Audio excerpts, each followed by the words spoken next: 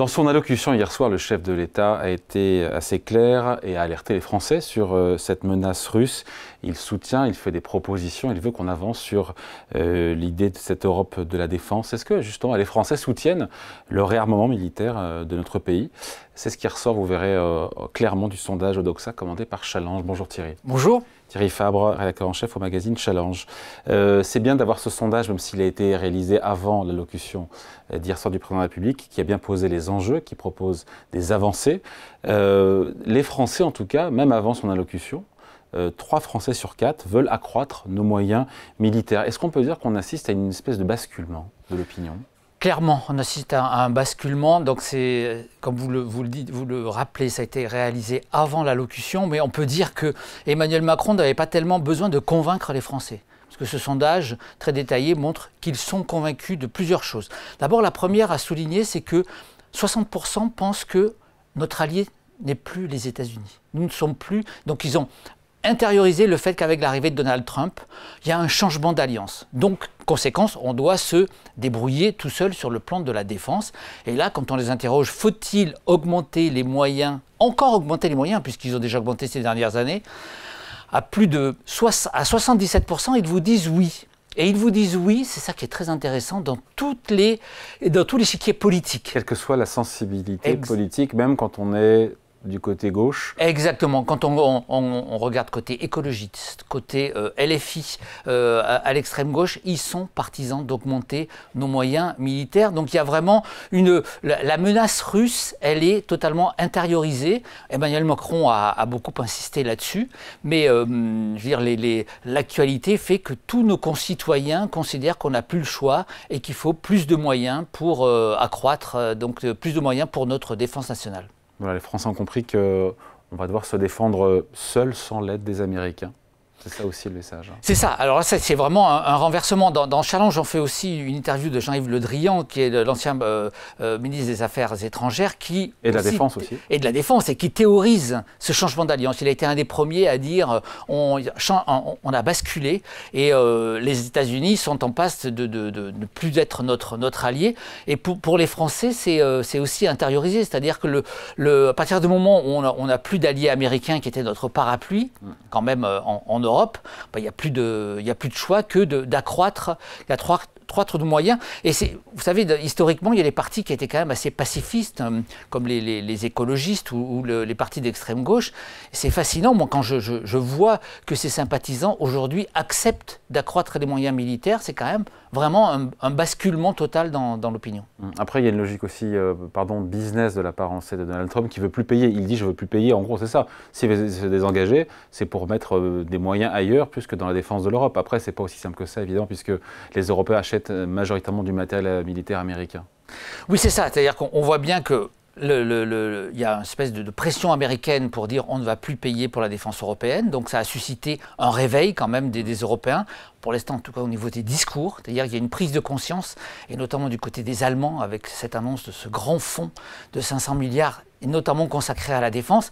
Il y a un basculement en France, mais le plus gros basculement, je pense qu'il est dans l'opinion allemande aussi. Parce que le pacifisme, ces dernières décennies, il était beaucoup plus présent en Allemagne. Et quand on voit l'Allemagne décider ce réarmement aussi massif, on voit vraiment le basculement est totalement profond. Alors après, il faudra discuter des moyens, comment les trouver, mais en tout cas sur le principe même, par rapport aux nécessités de dépenser dans l'éducation, dans la santé, on accepte d'allouer plus de moyens à notre défense. Les moyens ne sont pas infinis, la France est déjà très endettée. Quand on demande aux Français comment financer ces dépenses de défense supplémentaires en faveur de l'armée, qu'est-ce qu'ils répondent?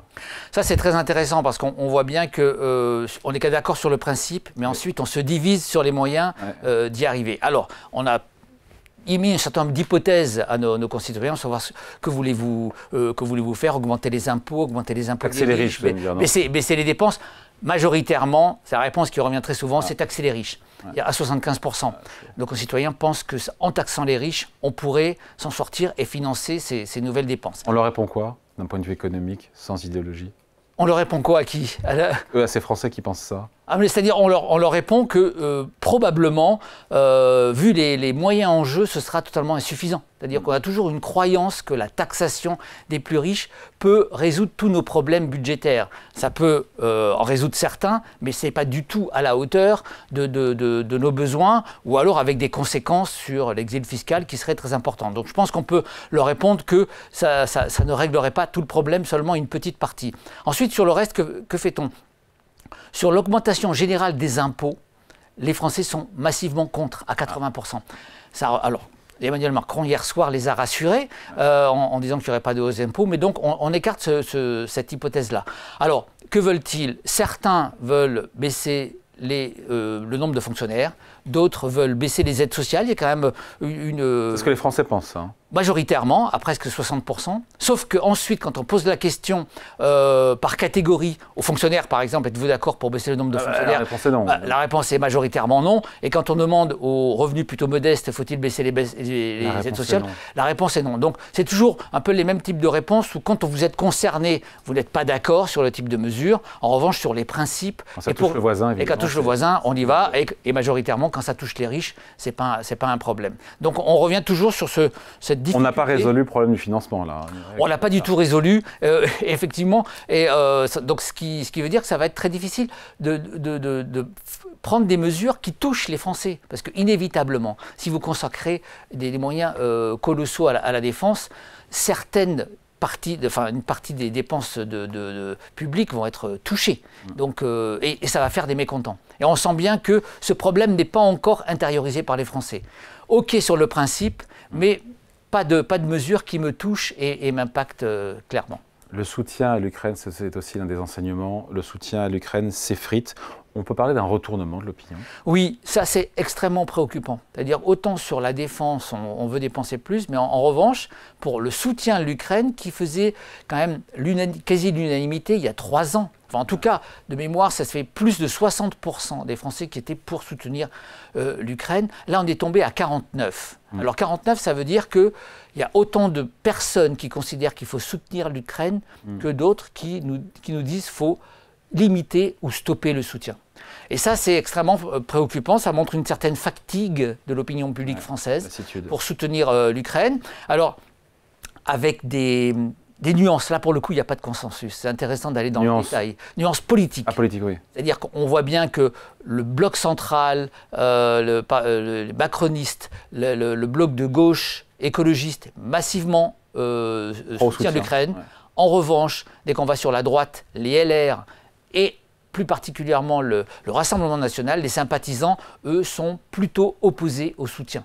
Donc là, il y a un clivage dans la société française entre ceux qui veulent continuer et ceux qui disent « ça suffit, on a assez payé ». Ce qui explique d'ailleurs peut-être aussi la difficulté de la position de Marine Le Pen et du RN sur la question Trump et guerre en Ukraine. Totalement. L'actualité internationale révèle en fait les contradictions de ce parti qui a été historiquement quand même pro-russe et pro-Kremlin, qui récemment a affiché un soutien à l'Ukraine, mais on voit bien toute l'ambiguïté de se positionner et les différentes prises de position des dirigeants montrent que ce parti n'a pas clairement choisi sa ligne en matière de politique internationale. Avant de se quitter, Thierry, qu'est-ce qu'on peut lire dans le magazine Challenge de cette semaine ? Comme je vous le disais, donc l'interview de Jean-Yves Le Drian qui détaille ce changement d'alliance, c'est extrêmement intéressant et qui donc incite, il nous dit il y a quand même une bonne nouvelle, c'est le réveil de l'Europe. Là, il y a beaucoup de tabous qui sont en train de tomber en Europe pour vraiment cette fois-ci se prendre en main. Un vrai wake-up call. Voilà.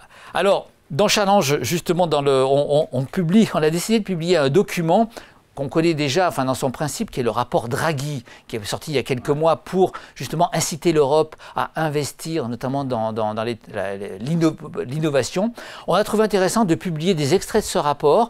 Je trouve que ça tombe bien en ce moment parce que ça détaille le réveil aussi économique et en matière d'innovation que l'Europe doit absolument faire. Donc je pense qu'en matière de défense et en matière d'innovation, il y a vraiment ces deux priorités. La grande question, c'est est-ce que l'Europe vraiment passera aux actes ? Pour l'instant, on en est aux discours, aux réactions des dirigeants. Et on attend de voir les prochains mois. On a eu des premières annonces sur le financement, en tout cas le plan de soutien justement à la défense européenne. Il y a eu un plan. Avec 150 milliards d'euros de prêts. Absolument. Après avoir, concrètement, ce seront des vrais milliards. Il faut être un peu... C'est pas de l'emprunt commun, évidemment. Voilà, donc on attend ces prochains mois pour voir si vraiment l'Europe va passer aux actes. Mais en tout cas, on sent un réveil et une prise de conscience. À lire donc dans le magazine Challenge de cette semaine. Merci Thierry. Merci beaucoup.